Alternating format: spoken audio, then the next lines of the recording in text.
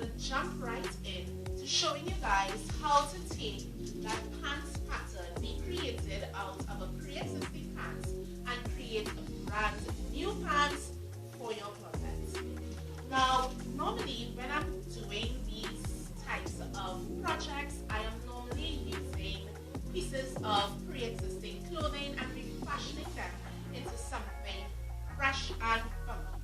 I'm either using a men's oversized shirt, either one or two, depending on the project, oversized men's t-shirt, oversized men's hoodie. I'm using oversized skirt or dress, anything that will give me a good amount of fabric to play with. I'm going to use it to create a shorts or any type of clothing that involves a shorts. And in a lot of my videos, a couple of my videos, you'll see me making a few rompers out of shirts, leggings, or making a short pants outfit out of two oversized t-shirts. You know, I am just really playing with it. Once you have enough fabric, the sky is the limit. But in today's video, I'm actually going to be using a piece of fabric so that I can properly show you guys how to execute using your pattern to create your piece. When you're using pre-existing clothing, especially something like a shirt, you may have to do a lot of deconstructing of the shirts, removing of the buttons, removing of the sleeves. It's a lot of work. So I want to kind of put that aside, especially if there's anyone who is looking to venture into this for the first time. I want to be able to properly show you guys without giving you any extra work to do. Now, I had this piece of fabric in my fabric container. I normally call it my scrap container. This piece of fabric I got at one of my local upholstery stores. I cannot remember the name of the fabric the woman at the store said. That sucks. I wish I could tell you guys, but I can't remember right now. But I can tell you it does feel like a denim fabric, a non-stretch denim fabric. It really does. But it truly is an upholstery piece of fabric. I guess for those type of outdoor furniture kind of thing that can take a little wetting. I mean, it will still get soaked, but I think it's one of those durable upholstery fabrics. But I just really loved the print. I thought it would have looked fabulous as a waist bag or a crossbody bag. But today, I am going to take this and create a short out of the pattern, right? So once you get your hands on that fabric, get everything else that you need. So you already have your pattern, you already have your fabric, get yourself your fabric scissors, and right here I have my little tray of all my little straight-ins that I'm also going to use to keep my pattern in place on my fabric. So with all that, let's get into it. Okay, so let's begin. Now what you want to do is take your fabric and fold it in half, right? Wrong side facing wrong side. Now, I don't want to tell you if it's to fold your fabric lengthways or widthways. I want you to fold your fabric that best suits the cut of your pattern, and it will still give you a little material to play with. So for instance, in my case, I folded my fabric lengthways. I made my left length meet my right length side. Okay? So I folded it lengthways, and it is just enough for me to lay my pattern, right? It's not falling over any of the sides, and I'm placing the fold of my pattern onto the fold of my fabric. Now, I know you're probably looking and realizing that my pattern has a kind of curve to it. That's because the pants that I used after creating it, I tailored it to fit my body. So that's why I got this curve. But I am not going to cut this curve. If you realize the bottom of the pattern, which is where it's going to rest on my legs, on my thigh area, you would realize that it falls flush on my fold. So I'm actually not going to cut this. I'm going to be cutting the waistband, the crotch, and the leg area. So what you want to do is, again, fold your fabric to the point where your pattern can lay comfortably, your both pattern pieces, and you still have enough fabric to be able to get your waistband and any little fabric to play with, because it would be nice to get a little matching face mask, you know what I mean? So right now, after you fold your fabric, you want to take your front piece and place that onto your fabric piece. Now I'm going to use my pins to pin my pattern into place, because when I'm ready to cut, I don't want the pattern to be shifting and giving me a horrid cut.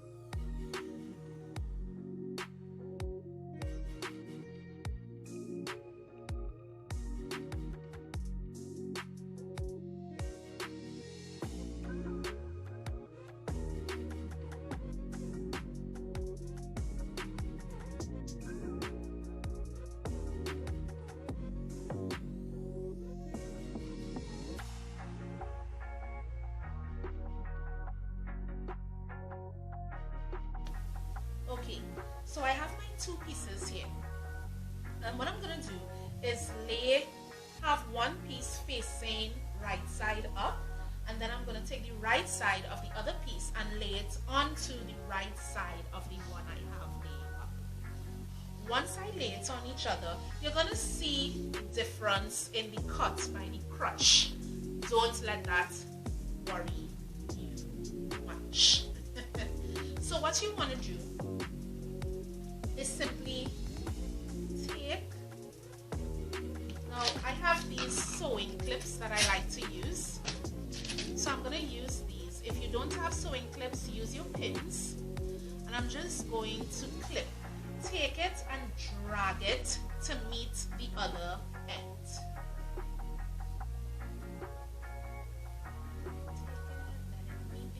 So I'm going to stop right by the curve there. When I finish clip them together, I'm going to show you how, and I know right now it looks like nothing, but don't let that bother you.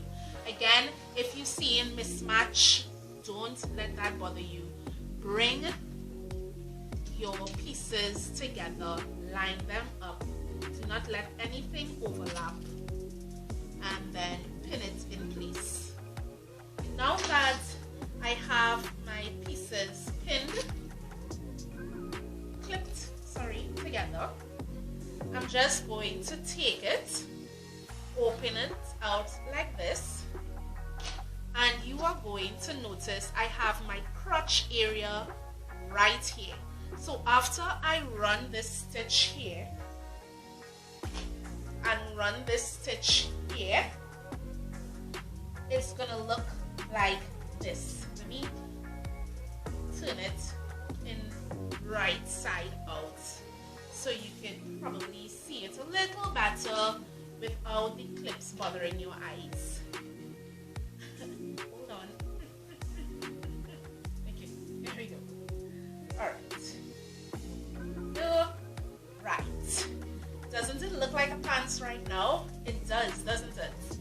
And after I run that stitch, the only thing I'm gonna have to do is stitch my crotch area shut, and I would have the body of the pants basically also fold my pant leg to give me the required length that I want and to neaten up that edge. But basically, I just want to show you, do not be discouraged if you did not see it at the beginning. Once you run the stitches there, you're going to see the pants. And the next thing you would have to do is run a stitch along the crotch. So I'm going to go to my sewing machine right now. Just fold this back, wrong side out. Trying to make sure I do not mess up my clips. So I'm going to go to my sewing machine right now, and I am going to sew these sides shut. Now, even though I pull this and my front becomes a side of the pants and my back becomes a side of the pants, my crotch is going to give me a nice cut. Okay, so what I forgot to mention at the beginning of this video is that this is the method that I use to create shorts with an elastic waistband. So after creating my pattern, once I place that edge on the fold of the fabric, that's the method I use when I'm creating an elastic waistband for the shorts. Now this is the piece completed after stitching the areas that I clipped together. Now I know it looks a bit on the big side, but bear with it, keep with me, it's gonna get better as we go along. Now before I get into creating that casing for my elastic, I'm going to work on hemming my pants. Now remember, I told you I went down a bit on my pattern because I wanted enough fabric so that I can fold. So what I'm going to do is actually fold my pants. I'm just going to take some clips and kind of keep this in place for when I go to the machine.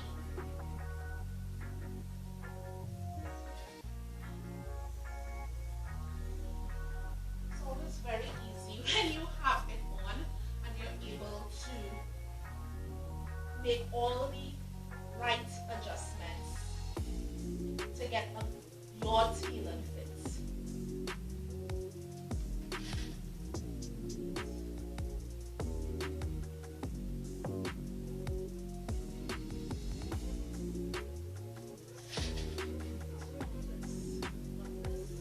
Yes, this is what you have to do on that tailored fit.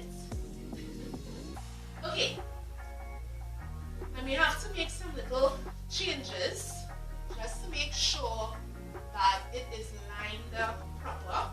Now you see how it's coming together pretty nicely. Right, so once I have my fold stitched in place, the next step is to create my casing for the elastic to go through. Now the elastic, I'm using a 1 inch wide, just see this out so you can see.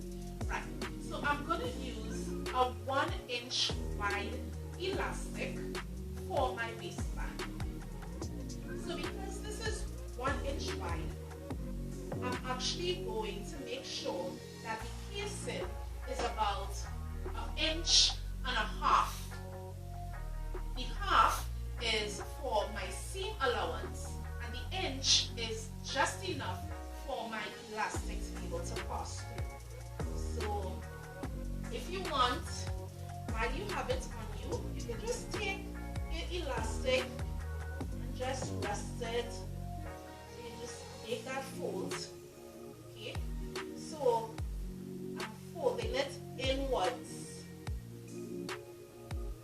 And from what I have here, that is the right casing. That 1.5 inches is just right to allow my elastic to pass through after I have created it from stitching it shut. So this is going to be, so folding it in is actually creating my casing, and I'm again just going to use my clips to kind of keep it in place for when I go to the machine and run my stitch. Now when you are creating the casing for the elastic, what you want to do is, what you want to do is wherever you started your stitch, so for instance, let's say I'm going to start my stitch from this point. I am not going to come all the way back to this point. I have to leave an opening for me to be able to pass the elastic through and for it to come back out and meet, for me to stitch my elastic shut and have a complete elastic band. So if I'm starting at this point, I am going to end at this point here. So this is about, let's say it's about 2 inches apart. Let me just give you an exact, I don't want to tell you it's about, so I went about 3 inches apart. So my starting point and my end point are 3 inches apart. So I'm leaving that amount of space for me to put the elastic, filter the elastic in and out through the other end. Okay? So before you go and start stitching anything, what I want to just point out to you is this. Hold on, I'm just putting a clip to the back as well. There we go. Okay. So I need to identify where exactly is my pants stopping. And my pants, after placing the fold, and my pants is stopping right here. Right there. So what I'm going to do now is take my tape measure. If you don't have a tape measure, you can actually pull your elastic around you. So you know what? Let me show you it with the elastic. You don't need to have a tape measure. Use the elastic. So by the way, I got this roll of elastic in that same upholstery store that I went in. I paid, I think it was $20 for this roll, which is pretty good. Okay, so let me just identify again where my pants is stopping. There it is. Right there. I'm just gonna take my chalk and mark it in case I lose it. So there it is. And what I'm gonna do is take my elastic, put it around me a bit, and right, so I'm just gonna put my elastic around me, and what I'm going to do is, instead of making the elastic long enough to fit, I want to make sure that I get a nice snug fit. So to get a snug fit, what you want to do is pull your elastic to meet the other end of your elastic. Once you are comfortable with the feel of the elastic, again, you want to make sure that it's snug, not tight. Because if you're like me, if you put it too tight, you're going to get those muffin top effects. So you don't want to put it too tight. So you want to put it just right, snug, so that it stays in place, it doesn't drop down anywhere. It's nice and snug. And it's not too tight to give you muffin tops. Snug enough to get in those extra little things that we're talking about. So for me, this is my elastic fit. I'm just going to take my scissors and I am going to cut. So this is the elastic piece that I would be using. Now as you can see, without stretching the elastic, this is where my elastic stops.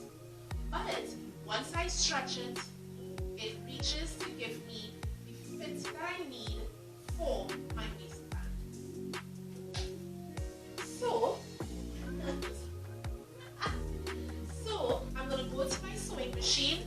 I am going to stitch my hems in place, and then I am going to stitch on the inner, and I'm going to make sure and use a matching thread for this. Alright, so I have finished with my pants. I have hemmed it nice and neat, and I have also created my casing.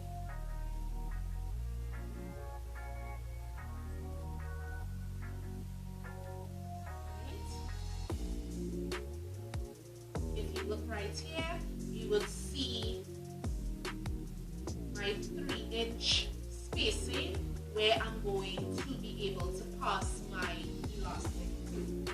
So now I'm going to take my elastic, put a pin at one end,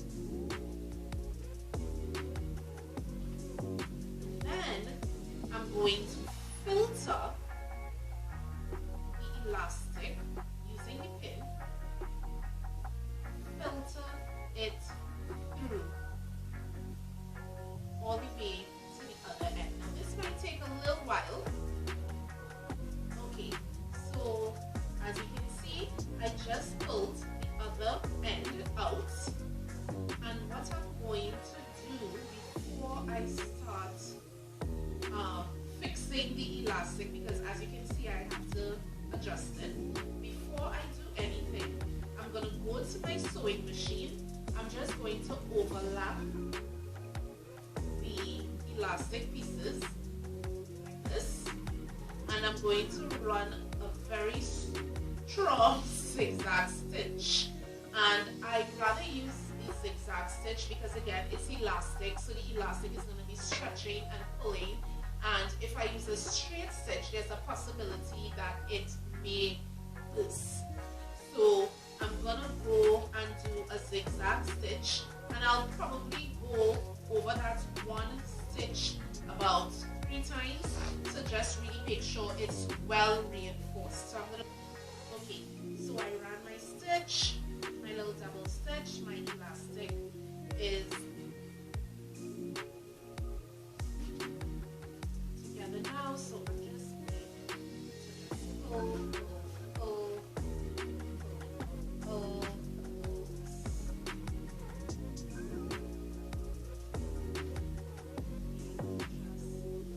just really moving around me and just distributing the fabric.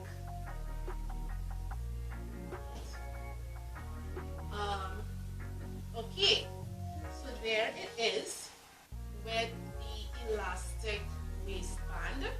It looks pretty cute, I must admit. Now the next step for me would be to just go to the machine and stitch shut this 3-inch wide space that I left open for the elastic in the first place. Now when you are doing this, please make sure to pull and keep that area nice and stretched out, because if you leave it jagged like this, you're going to be running the stitch over pleated fabrics, and when it's time for the pants, the elastic to stretch, it's not going to at this area, and then the threading is going to burst again. So again, make sure when you're about to seal this 3-inch area you left open, pull the elastic, stretch it out, and just stitch it shut. Okay, so here it is, my shorts with an elastic waistband. Now I know it looks a bit on the poofy side, but I am not concerned with that actually. I love how it is there, and what I normally do to rectify the puffiness at the front is creating dots. Now I just want to show you, you would realize the back does not have that puffiness and gathering because of my bump, but I don't have that bump to the front, so the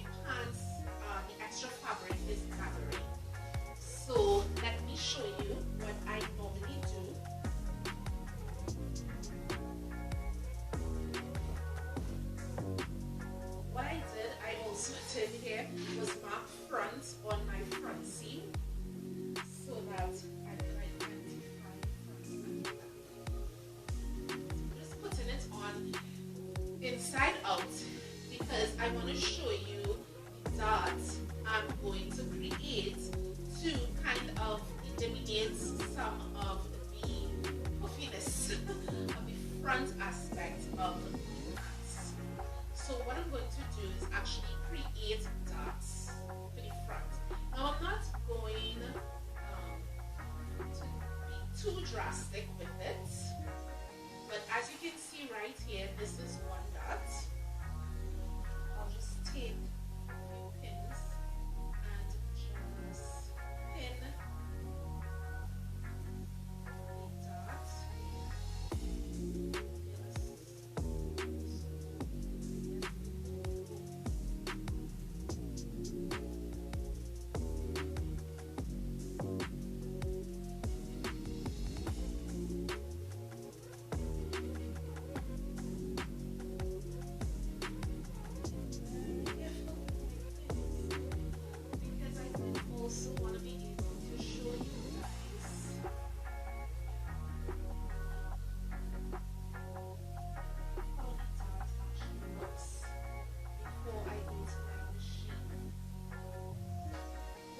Just the dots. Okay, so I'm going to take my time and take this off. And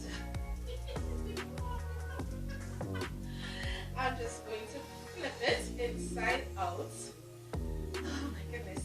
And I'm going to be extremely careful on this part because when it comes to straight pins, I am super clumsy and they always stick. So, oh, here we go. It didn't stick. Yay! Okay.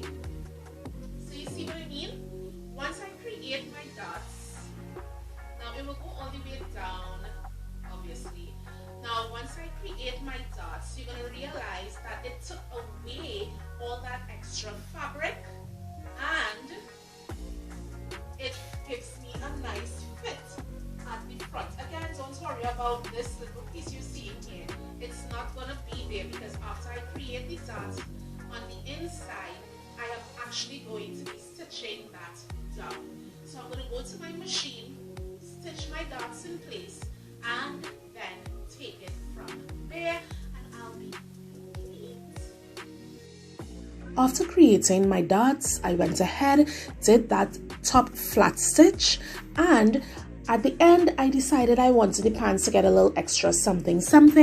So I decided to run a drawstring through the elastic casing to just give it a little extra pizzazz. And that was it. With the extra fabric, I made matching accessories. So guys, till next time, deuces.